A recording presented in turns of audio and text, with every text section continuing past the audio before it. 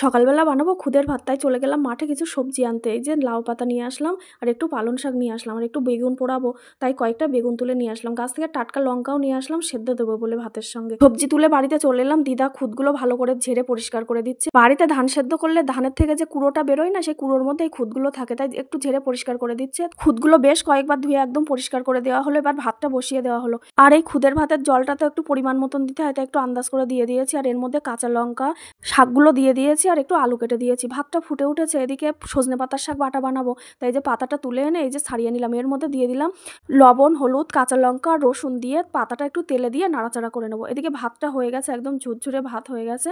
এদিকে সজনে পাতা ভাজাটাও প্রায় হয়ে গেছে, একটু ঢাকা চাপা দিয়ে আঁচটা কমিয়ে পাতাটা যাতে সেদ্ধ হয় সেই জন্য একটু ঢাকা চাপা দিয়ে করে এদিকে মা পাতাটা একটু বেটে দিচ্ছে শিলনোড়ায়।